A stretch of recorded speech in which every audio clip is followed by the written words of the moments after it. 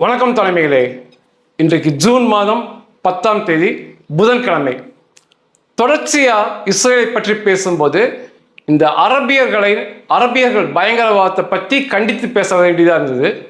இஸ்ரேலை தாண்டி இன்னைக்கு உலகத்தை பார்க்கலான்னு பார்க்கும்போது உலகத்தில் இன்றைக்கு 4 நாடுகளில் இப்போ நம்ம பேசுகிற சமயத்தில், நான் பேசுகின்ற சமயத்தில், நீங்கள் கேட்கிற சமயத்தில் வன்முறை வெறியாட்டம் போயிட்டு இருக்கு. அப்பாவி மக்கள் கொல்லப்பட்டிருக்காங்க. குறிப்பாக பெண்கள் குறிபார்த்து சுடப்பட்டு கொல்லப்பட்டிருக்காங்க 4 நாடுகளில். இந்த 4 நாடுகள் வன்முறைக்கு காரணமும் இஸ்லாமிய பயங்கரவாதம் மற்றும் அடிப்படைவாதம் தான். 4 நாடுகள், தேசங்கள் இப்பொழுது பற்றி எரிகிறது. அதே சமயத்தில் உங்களுக்கு ஒரு சந்தேகம் வரும், இந்தியாவில் இதை போல பயங்கரவாத தாக்குதல்கள், இந்த பிரச்சனைகள்லாம் இல்லாமல் இருக்கும், பாதுகாப்பாக இருக்கும் அப்படிம்போம். அதுக்கு என்ன காரணம் அப்படின்னு யோசித்தோம்னா, இந்த காட்சிகளை நான் பார்க்கின்ற அதே சமயத்தில் இந்தியாவில் தூரதர்ஷன் டெலிவிஷனில் ஒரு காட்சியை பார்க்க நேர்ந்தது. சண்டை சமயங்களில், போர்களில் மற்றும் இஸ்லாமிய பயங்கரவாதிக்கு எதிரான சண்டைகளில் உயிர் நீத்த இந்திய இராணுவ மாவீரர்களின் குடும்பங்களுக்கு பதக்கங்கள் வழங்கும் விழா ஜனாதிபதி கையால், நமது ஜனாதிபதி திரௌபதி முர்மு அவர்களின் கையால் பதக்கம் வாங்கும் நிகழ்வை பார்த்தேன். கணவனை இழந்தவர்கள் வெள்ளப்புடவையோட அழுகையோட அந்த பதக்கங்களை வாங்குறாங்க. மகனை இழந்த அம்மா அப்பா மிகப்பெரிய அழுகையோட அந்த பதக்கங்கள் எல்லாம் வாங்கும்போது வாங்குறாங்க. மிகப்பெரிய துக்கமாக இருக்கின்றது. தங்கள் குடும்ப கணவனை, மகனை, தகப்பனை இழந்த பிள்ளைகள், மனைவிகள் அவ்வளவு அழுகையோடு அந்த பதக்கங்களை வாங்குவது. அதை தாண்டி ஜிகாதி, ஒரு மதவெறி பிடித்த ஜிகாதியால் சுடப்பட்டு, அதுவுமே முகத்திலேயே சுடப்பட்டு, அந்த சமயத்திலுமே தன் சக வீரர்களை காப்பாற்ற உயிரை கொடுத்து தோட்டாக்களை வாங்கி போராடி அந்த ஜிகாதியை சுட்டு வீழ்த்திய ஒரு இராணுவ மாவீரரையும் பார்க்க நிகழ்ந்தது. 2 காட்சிகளும் ஒரே சமயத்தில் நான் பார்த்தேன். நாம் இப்படி பாதுகாப்பாக இருப்பதற்கு நமது இந்திய இராணுவ மாவீரர்கள் முதல் காரணமாக அமைவார்கள். 2வது, மத ரீதியான மக்கள் தொகை. தொடர்ச்சியாக நமது தேசத்தில் 82% ஹிந்து மக்கள் பெரும்பான்மையாகவும், அதற்கடுத்து இஸ்லாமிய, கிறிஸ்துவ, பிற மத மக்கள் வாழும்போது இத்தகைய வன்முறை இருக்காது. இந்த மத மக்கள் தொகை, மத ரீதியான மக்கள் தொகை மாறாமல் பார்த்து கொள்வது இந்திய அரசின் கடமை. இதெல்லாம் தான் நம்மை பாதுகாப்பது. அதை தாண்டி நீங்கள் பாடிக்கொண்டிருக்கும் மதம் என பிரிந்தது போதும் அந்த பாடல்கள்லாம் கிடையவே கிடையாது. உயிரை கொடுத்து நம்மை பாதுகாக்கும் இந்திய இராணுவ வீரர்கள் முக்கியமான காரணம். இந்த 4 நாடுகள், வடக்கு அயர்லாந்து, ஆப்கானிஸ்தான், பாகிஸ்தான், ஈரான். முதல்ல வடக்கு அயர்லாந்து இந்த நொடிப்பொழுது வரை பற்றி எரிகிறது, எண்ணற்ற வன்முறை. காரணம் பார்க்கும்போது உங்களுக்கு ஒரு வித்தியாசமா இருக்கும். ஒரு பயங்கரவாதியால், கத்தியால் ஒருவர் குத்தப்பட்டு மருத்துவமனையில் உயிருக்கு போராடுகிறார். அதுக்காக இவ்வளோ பெரிய கலவரமா அப்படின்னு நமக்கு செய்தியை படிச்சுன்னு நினைக்க தோணும். ஆனால் அந்த காட்சி அது இணையதளத்தில் எக்ஸ்ட்ரா வெளியாயிடுச்சு. அந்த காட்சியை பார்த்தா தான் அதனுடைய வீரியம் புரியும். திங்கட்கிழமை இரவு 10:30 மணிக்கு வடக்கு அயர்லாந்தில், வடக்கு அயர்லாந்துங்கிறது யுனைடெட் கிங்டம்குள்ளே வரும், யூகேன்னு வரும். இங்கிலாந்து, வடக்கு அயர்லாந்து, ஸ்காட்லாந்து, வேல்ஸ், இவங்க 4 பேருமே யூகேன்னு உள்ள வருவாங்க. அந்த நைட் இரவு திங்கட்கிழமை 10:30 மணிக்கு நடு தெருவில் வடக்கு அயர்லாந்து நபர் ஒருவர் கீழே படுத்து கிடக்கிறார். அவர் மேலே, நெஞ்சு மேலே சூடானில் இருந்து வந்த ஒரு மதவெறியன். சூடான் என்பது இஸ்லாமிய நாடு, 90% இஸ்லாம் மக்கள் வாழ்கிறார்கள். சரியா சட்டத்தை கடைப்பிடிக்கும் நாடு அது. அங்கிருந்து அவன் சில வருஷத்துக்கு முன்னால பஞ்சம் தேடி, புகலிடம் தேடி இங்கிலாந்துக்குள்ள வரான். இங்கிலாந்து அவனை அனுமதிக்குது. அங்கே இருந்து இந்த வடக்கு அயர்லாந்துக்குள்ள வந்தவன் அகதியாக அந்த தேசத்துக்குள்ள நுழைஞ்சவன் நெஞ்சு மேலே ஏறி உட்கார்ந்துருக்கான். கீழே படுத்துக்கூடிய முகம் முழுவதும் ரத்தமா இருக்கு. முகத்து மேல கொடூரமா கையை வச்சு அமுத்தி பிடிச்சிருக்கான். இன்னொரு கையில கத்தி வச்சிருக்கான். அந்த கத்தி வந்து சமையல் அறையில் பயன்படும் கத்தி. அந்த கத்தியை உயர்த்தி கையில பிடிச்சிருக்கான். பிடிச்சுக்கிட்டு சூடான் பாஷையில கத்துறான். இதை வந்து ஒரு பெண்மணி வீடியோ எடுக்கிறாங்க. வீடியோ எடுக்கும்போது அந்த பெண்மணி எதோ சொல்றாங்க, அதாவது செய்யாத இதெல்லாம் சொல்றாங்க. வெறி பிடித்த மாதிரி கத்திக்கிட்டு அந்த கத்தி எடுத்து அவர் தொண்டையில வச்சு அறுக்க ஆரம்பிக்கிறான். அந்த அப்பாவி நபர் முகம் முழுவதும் ரத்தமா இருக்கு. என்ன காரணமே இல்லாம அவரை படுக்க வச்சு நெஞ்சில் உட்கார்ந்து இவ்வளோ பெரிய வன்முறை பண்றான். அந்த தொண்டைக்குழியை மெதுவாக அறுக்க ஆரம்பிக்கிறான். நல்ல வேளையாக ஒரு கதாநாயகன், எப்பவுமே பாருங்க கதாநாயகன் நம்ம சுற்றி இருக்கும் சராசரி நபர்களாக தான் இருப்பாங்க, திரையில் இருப்பவர்கள் அல்ல. ஒரு சராசரி நபர், அயர்லாந்தை சேர்ந்தவர், ட்ரௌசர் போட்டிருக்காரு, சட்டை போட்டிருக்காரு, சாதாரணமாக இருக்காரு. நம்ம வந்து படகுகளில் துடுப்பு போடுவோம், படகுல துடுப்பு போடுவோம். அந்த துடுப்பை போன்ற மரத்தால் செய்யப்பட்ட ஏதோ ஒரு விளையாட்டு பேட் அது. அதை கொண்டு போய் அவனை முகமா அடிக்கிறாரு. அவன் மூஞ்சிலேயே சரமாரி அடிக்கிறாரு. அதை இவர் அடிக்கிறத பார்த்தோன்னே பிற நபர்கள் ஒன்று சேர்ந்து அவனை முகத்திலேயே தாக்குறாங்க. சில தாக்குதலுக்கு அப்புறம் அவன் அதை விட்டுறான், தொண்டையை அறுக்க நிப்பாட்டிட்டு. ஆனாலுமே அந்த நபரை விடாம இருக்க பிடிச்சு கொலை செய்ய முயற்சிக்கிறான். இவங்க எல்லாமே அவன் தலையில தான் அடிக்கிறாங்க. அதுக்கப்புறம் காவல்துறை வந்து அந்த மதவெறியனை கைது செய்கிறார்கள். அந்த கழுத்து அறுக்கப்பட்ட நபர் ரொம்ப உயிருக்கு போராடும் நிலையில மருத்துவமனையில் இருக்காரு. கத்தி குத்து எங்கெல்லாம் விழுந்திருக்குன்னா, கண்ணில் கத்தி குத்து விழுந்திருக்கு, முகத்துல கத்தி குத்து விழுந்திருக்கு, கழுத்துல கத்தி குத்து விழுந்திருக்கு, பின்னாடி கத்தி குத்து விழுந்திருக்கு. இந்த காட்சி, இந்த வன்முறை காட்சி அப்படியே பதிவாகி அந்த மக்கள் மத்தியில் வந்தனால மிகப்பெரிய கோபமுற்ற மக்கள், இப்படி அகதிகளாக வந்தவர்கள் இருக்கவே கூடாதுன்னு சொல்லி அயர்லாந்து பூரா மிகப்பெரிய வன்முறை போராட்டம், வாகனங்களை எரிப்பது, வீடுகளை நொறுக்குவதுன்னு இருக்காங்க.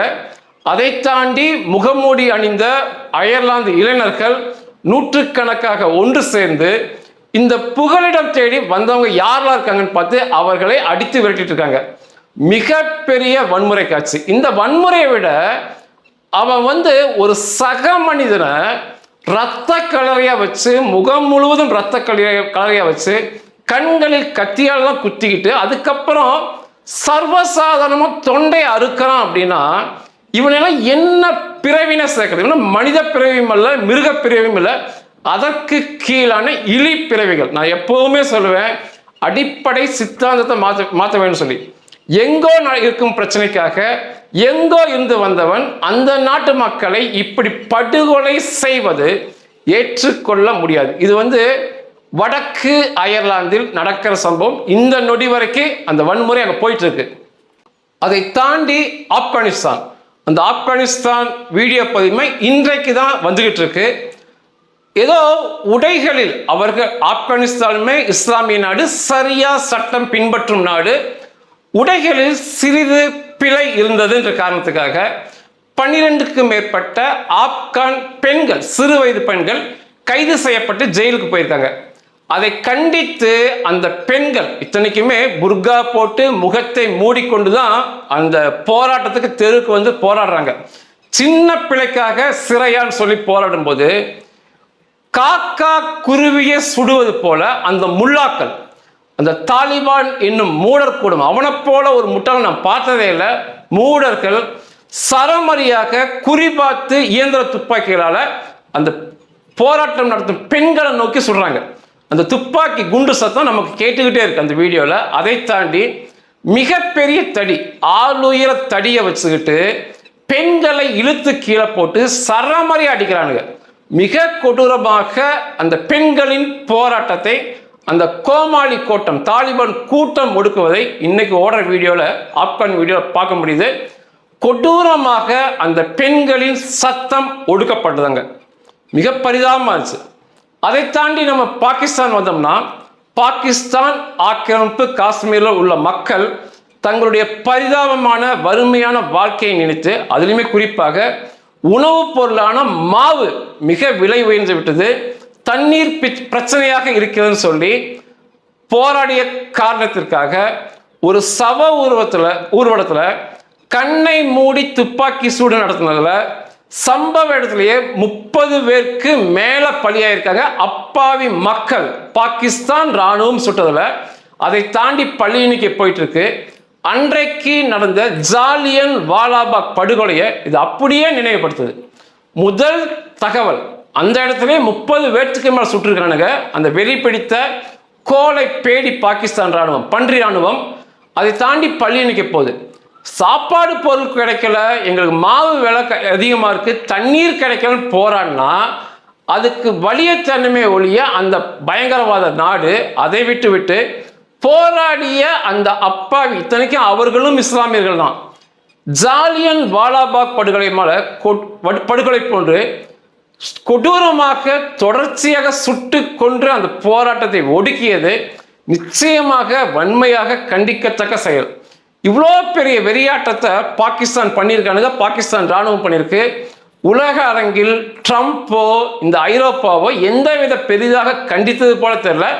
இந்த செய்தி நேற்று கிடைத்த செய்தி பெரிய அளவில் எங்குமே வரவில்லை. அப்படியே இதை ஒருவேளை அமெரிக்காவுடைய ஆதிக்கத்தினால் இந்த செய்தியை அப்படியே அமுக்கிட்டாங்க அப்படிதான் சொல்ல தோணுது. இது பாகிஸ்தான். ஈரான்ல இன்னைக்கு புதன்கிழமை காலையில ஈரானில் இருந்து வந்த ஏவுகணைகள், நெடுந்தொலைவு செல்லும் பலாஸ்டிக் ஏவுகணைகள் ஜோர்டானையும் பஹ்ரைனையும் தாக்கியது. ஜோர்டான்ல 5 ஏவுகணை வந்தது. அந்த 5 ஏவுகணையை வழிமறித்து அழித்து விட்டோம்னு சொல்லி ஜோர்டான் அரசு சொல்லிச்சு. அதை தாண்டி பஹ்ரைனுக்குள்ள ஏவுகணை போயிருக்கு. நான் பேசுற நிமிஷம் வரைக்கும் ஈரானுடைய தாக்குதல் ஜோர்டான் பஹ்ரைன் நடந்துட்டு இருந்துச்சு. இதுக்கு இந்த வெறி பிடித்த ஈரான் இஸ்லாமிய அரசு என்ன சொல்றாங்க அப்படின்னா, அமெரிக்கா எங்களை தாக்கியதால் அமெரிக்காவை திருப்பி தாக்க வக்கில்லாமல் நாங்கள் ஜோர்டானையும் போய் பஹ்ரைனையும் அடித்தோம். ஏன்னா அமெரிக்க ராணுவ வீரர்கள் அங்கதான் இருக்காங்க, நாங்க அந்த நாட்டை அடிப்போம்னு சொல்லி அடிச்சிருக்கானுங்க. இது ஏன் நடந்துச்சு அப்படின்னா, திங்கட்கிழமை அமெரிக்க ராணுவத்துக்கு சொந்தமான அப்பாச்சி கன்ஷிப் ஹெலிகாப்டர், இன்னைக்கெல்லாம் முழு ஆயுதங்கள் நிரப்பிய அப்பாச்சி ஹெலிகாப்டர் 1000 கோடிக்கு மேலேயே வரும். ரோந்து பணியில் இருந்திருக்கு. 2 பேர், ஒரு விமானி துணை விமானி இருந்திருக்காங்க. அந்த ஹொர்மோஸ் ஜலசந்தி அருகே அவங்க ரோந்து பணியில் இருக்கும்போது ஈரானுடைய தாக்குதலால் அது கீழே விழுந்துருச்சு கடலுக்குள்ள. அநேகமா ஈரான்ல மேன் பேட் அப்படிம்பாங்க, கையை தோள்களில் வைத்து ஏவுகணை அனுப்பும் ஒரு அமைப்பு. சீனாவுடைய எண்ணற்ற மேன் பேட் ஈரானுக்குள்ள இருக்கு. அதன் மூலம் அவங்க தாக்குதல் நடத்தியிருக்கலாம். அந்த ஹெலிகாப்டர் கடலுக்குள்ள விழுந்து ஒன்றுத்துக்குமே ஆகாம போச்சு. அந்த 2 விமானிகளும் 2 மணி நேரம் தத்தளிச்சிருக்காங்க கடல்ல. அதுக்கப்புறம் அமெரிக்க கப்பற்படை பிற படையினர் போய் அவங்கள உயிரோடு காப்பாற்றி சிகிச்சை கொடுத்துட்டு இருக்காங்க. இந்த அப்பாச்சி கன்ஷிப்பை அடித்த காரணத்துக்காக அமெரிக்க ராணுவம் ஈரான் மீது செவ்வாய் இரவு 10 மணிலிருந்து செவ்வாய் இரவு 1 மணி, கிட்டத்தட்ட ஒரு 3 மணி நேரம் 4 மணி நேரம் மிகப்பெரிய தாக்குதலை ஈரான் மீது நடத்தினாங்க. 2 கட்ட அலை தாக்குதல் ஈரான் மீது நடத்தப்பட்டது. அதுல இந்த ஹொர்மோஸ் ஜலசந்தி அருகே இருக்கும் ஹாசிம் தீவுகள் மற்றும் சிரிக் ஜாஸ் துறைமுகம் முதல் அலையில தாக்கப்பட்டது.